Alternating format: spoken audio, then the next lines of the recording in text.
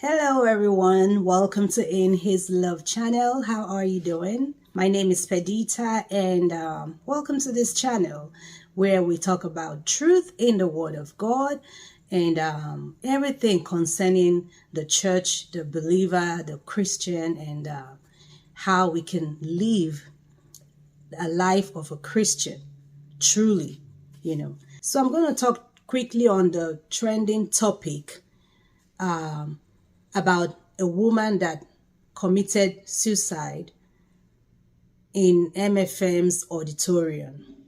So I know maybe some of you have heard the story. I've read the article. Maybe you haven't heard it, but I'm going to talk about it briefly. I'll read the whole thing. It's not long. I'm going to read it to you guys. And then we will talk about a comment, a disturbing comment that I saw, and let's discuss that comment because it's not a brand new comment either. It's a popular comment, and it comes from Christians, So let's jump right into the video. Before we do, thanks for watching. If you're new here, you're welcome. Subscribe to the channel if you haven't. Share the video. Like the video. Please like. Your like means a lot to the video as far as getting the video out there so others can see and benefit from, one or two from the video. So let's go right in. The article reads, and it says, woman commits suicide inside MFM church. A 41-year-old woman identified as Benita Luke Ikwenobi allegedly committed suicide inside the Mountain of Fire and Miracles Ministry, MFM, along Lagos-Ibadan Express Way on Friday. So this is in Nigeria. For those of us that don't know, these areas I'm mentioning is in Nigeria, is in Lagos State. So according to the church's chief security officer, it's Siri Ekikere. Forgive me with the names. It's Siri Ekikere. He was summoned on Friday morning when Ikwenobi, that's the lady that passed away, was found unresponsive on the floor of the church auditorium. Ekikere, the security chief officer now, said he rushed to the scene to find the woman motionless on the floor with an empty bottle of toxic substance suspected to be sniper by her side. Police authorities were alerted and they evacuated the body to a morgue, among documenting preliminary investigations. The incident has thrown the church into confusion and mourning. So guys, this is what was reported. This is all we have for now to work with. So the lady died herself. She literally killed herself according to the report. Now there were so many comments in the first article that I read. There were so many comments on there. I for some reason I couldn't find the comments anymore. But anyway, when you hear this comment, you know where I'm going. So there were different comments, like what happened, what could she have been going through that will make her do that? Like somewhere like, what personal issue? Was it her life? Was it the situation of the country? Is it her marital life or what? Is it her family? Is it her husband if she had one? Her children? Like what? What could make someone do that? And then some other people were like, they probably did it to her and arranged everything, to make it look like she committed suicide. Well, we don't know the whole story behind the story. So the police are supposed to be investigating it, but personally, anything that comes from Nigeria, I don't think we will ever know the real truth, because there have been so many stories, like not exactly like this, but there have been many stories to this kind of effect, and at the end of the day, we don't know the bottom part of the whole story. Ruth Matthew's story and her missing child baby testimony, till today we still don't know the gist. Mohbad is there, we still don't know the whole story. It's like nobody can tell the truth, Sha, in that country. Like, I don't understand. Why do they cannot tell the truth?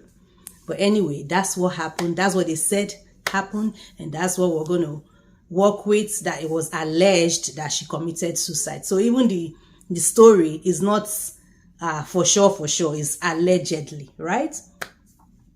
But there was this comment that I saw that I want us to discuss and talk about today. The comment said something like this, that the commenter was kind of attacking the person that posted, that's the story that I saw, right? And he said, let me just say you. So the commenter said, you, how come, or let me say Jay. The commenter said, Jay, how come you are, why are you talking about this? Is it because you want to disgrace the Church of God? Why can't you keep quiet about the whole thing? Must you talk about stuff like this to disgrace the Church of God? Some even commented like, oh, you're what? You're bringing curse upon your life to talk about, to share, to broadcast a story like this. So I'm like, what is wrong with the type of Christians that we have in Nigeria or in Africa in general? What is wrong with the type of Christians that they are breeding in this generation? Now, if something like this happens outside of the church, so it's okay to talk about that one. It's okay to bring it to the news, and publish it and whatever. It's okay to talk about that one. But if it happens inside the church, it's not okay. How come? It's not okay because now you're disgracing the Church of God. You're opening up the church. Like, why do people like to cover up bad things, especially in the church? Why should evil be covered up inside the church? Why shouldn't it be talked about? And then I remember the scripture that said, judgment shall begin in the house of the Lord. The judgment of God shall start in the house of the Lord. So, which means because we call ourselves Christians, when God is coming to judge the world, everybody, he will first start with the church. That is you and I that call ourselves Christians, that recognize ourselves as Christians, out there. We are the first ones that will be judged. Why? Because God expects us to know better, to act better. Why? Because we claim to know the truth. But yet it's these same Christians that tend to want to cover every evil that happens inside the church. Like, who are you really helping? You think you're helping the church, the name of the church. In this case, you're helping the name of MFM, or you're helping God. Like, I don't understand. Why shouldn't it be talked about? Why shouldn't a news like this be broadcasted? Why? What kind of Christians are they breeding in this generation? In Africa, in Nigeria, what kind of Christians are they breeding? This is crazy. It's really, really bad. The book of Isaiah said, Isaiah 58 verse 1, if I'm not mistaken, it says that, she go out, stand on top of the mountain hills and tell my people of their transgressions. My people, that means those that are called by his name. Me and you, that we are saying we are Christians, that Isaiah should go out and tell those people their transgressions. Tell them where they have gone wrong. Don't whisper it. Or it says, stand up on top of the mountain top and shout it loud to them so that they can change their ways. So that they can change their ways. But what we see in Nigeria is cover up, cover up, cover up. Why should you say something? Why should you announce this? Why should you post this on your channel? Why not? Evil is evil. In fact, if for anything, the church should be transparent. Things happen. Let's say, there was no kukere business behind this woman's death, right? Let's say it was truly what happened. I mean, I don't know why she would come all the way to church to do that to herself. Maybe she did. Or maybe she felt like, if she does it in the house of God, God will forgive her and receive her soul. I don't know. We don't know what the issue is, some people can be very spiritual and very, they understand the things of the spirit in a very different way than those of us that think logically now, we understand. So maybe that was her thought process when she came in there to do what she did to herself. If that's what really happened, So if something like this happened, the church should even be the one to call the authorities, to call the police and report the case. Make sure it's out there. If for anything, it shows that the church is transparent. But that's not what we see. Cover up, cover up, cover up, pastors will allegedly molest their daughters. They will cover it up. Even when,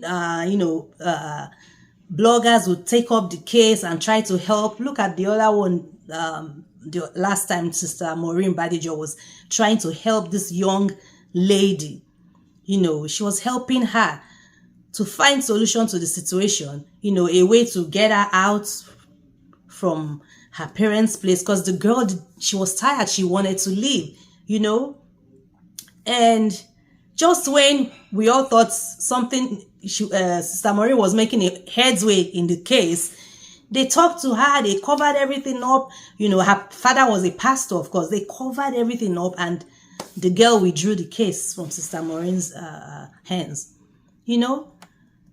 They talked her into withdrawing the case. Till today, we don't know what happened to that girl, how she's faring, her mental health, everything. They already said she was taking hard drugs and stuff like that. It's crazy.